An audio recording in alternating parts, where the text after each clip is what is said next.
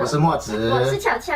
今天要播报的讯息是地球的扬升进度。扬升进度到底是怎么样呢？今天我们稍微来聊一下这个话题。现在地球是进入了一个扬升的一个过程，在这个过程里面会有不同的阶段。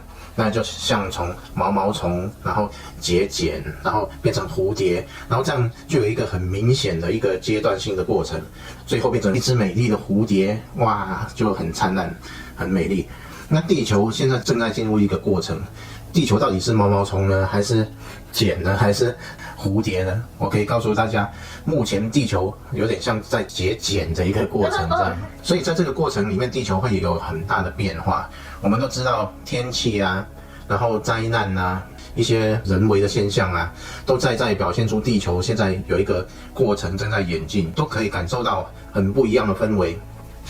如果对于能量比较敏感的人，都可以感受到目前地球的能量急剧在变化，然后我们常常会接收到很强的能量，然后变化很大的一个过程。在这个过程里面一些对于能量敏感的人，身体往往也会有很多的现象出现，会不舒服啊，会有很多的类似病症啊等等。但是其实它都不是病，它都是一些症状，是呼应地球能量变化时候所产生的一些症状。在这个不舒服的一个过程里面，我们内在也是在调整，所以不需要太介意一些症状的出现。所以地球是确定扬升的吗？地球是确定扬升的，不然我们也不会走过这样的一个过程。我们正在看到地球就是正在一个过程里面，虽然有些人都不知道这个过程是什么，但是我们从外在现象就可以感受到地球正在做一个变化。这个过程有点像人体的排毒，所以你会感受到地球无论是气候或各方面，然后都有点像灾难性的这种作用这样。其实它是一种排毒作用，包括连地球上发生的事件，这个新冠病毒啊等等，都是一个排毒的现象，所以地球正在做一种过滤。在这个病毒过滤的这样的一个排毒的时候，我们就要很确定自己是不是被排的那个毒素。我们要让自己变成对地球是有正面帮助的细胞，我们就等于是像地球的细胞一样。那如果我们不是对地球有贡献的话，我们就会变成对地球有害的情况下，我们就会变成在这个过程中被排毒的毒素，那就会被过滤掉。就是这样。在这个扬升的过程当中，地球现在慢慢走向一个完全扬升的一个状态，最后走到的就是一个完全扬升的状态。在那个完全扬升的状态里面，就呈现一种没有负面、非二元性。非二元性，但是它是偏向其中一边，而不是像我们说的开悟那种没有二元性。它是在二元里面偏向其中一元，也就是正负面都有的一种状态，偏向正面的状态。在这个过程当中，你随时可以转换平行宇宙，然后转换成另外一个轨道。所以很多人内在他不适合去面临一个以后变成一个完全正面的状态，他在这个过程当中就会像跳火车跳轨一样，他就跳到另外一个轨道去。这也不是说每一个人都是被排毒排掉的，有的是他内在选择去体验二元对立的这个现象，所以他就不适合接下来完全正面的状态，他就会跳到另外的宇宙去。假设说真的跳轨的话，那另一个世界是怎么样？也不一定啊，他如果选择二元性的世界，他就会跳到另外一个类似现在地球或者之前地球的这种二元很分明的一个世界继续生活这样。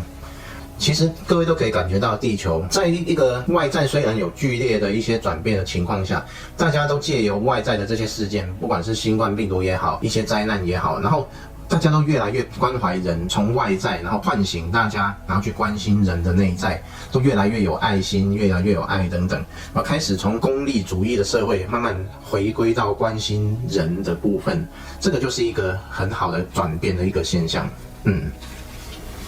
这只蝴蝶怎么回事？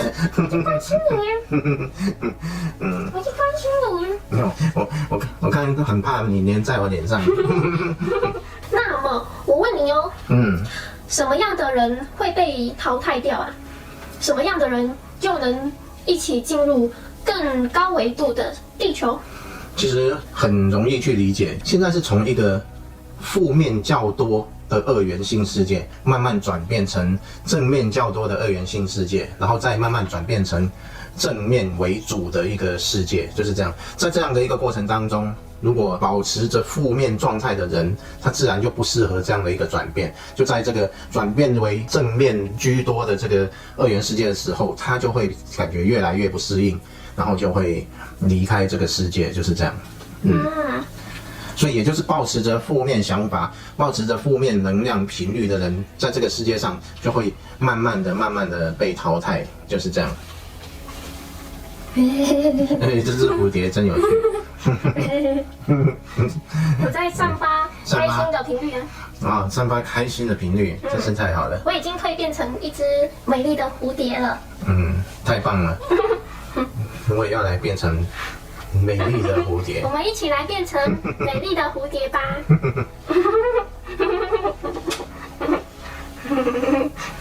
一起做啊！快点啊！在镜头前，这个一起做啊！这个继续我们的播报。那在扬升前，我们要准备一些什么呢？准备好自己就可以了。所谓准备好自己，就是身体我们就越来越接触一些比较轻盈的食物，这样子。对，一些能量比较厚重的食物，我们就可以稍微减少它的量，像红肉啊等等，我们可以稍微减少一点点它的量。然后我们慢慢多吃一些比较轻盈的食物，像蔬菜啊、水果啊这些，对于我们扬升的这个身体的转变是会有一个比较好的一个效果。那除了这样之外，我们就要开始往我们的内心走，多看紫燕频道啊。没错，这个就是多往内心走的一个最棒的事情，一个表现。多关心自己的内在，多往自己的内在走，最好是深入到你自己的觉察，能够站在觉察去生活，这个就是最好的一个状态，就是这样子生活。然后你就可以从一些粗重的能量去慢慢好像脱壳一样去摆脱这些粗重的能量。这个过程当然是我们身体也会有一些很多的不适或者不舒服，但是这个我可以告诉大家都是一个过程，所以不必惊慌，也不必觉得很难过之类的。所以说，吃荤的人要慢慢开始习惯吃素了。也不一定要吃全素，就是肉类的比例里面，红肉是最出众的，那再来才是像海鲜啊这些，然后再来就是一些蔬菜水果，所以在这个比例上分配，就是可以稍微减少红肉，也不一定要吃全素，就是这样，看个人的一个状态。但是你会发现说，当你多吃一些蔬菜水果的时候，在这个阶段你身体会更舒服。因为呢，未来扬升的世界就没有人会杀生了，也就没有肉可以吃了，所以呢，我们就可以慢慢的习惯吃素。但是现在世界又开始产生了这种人造肉，或许以后就改变成吃人造的这种肉类也不一定。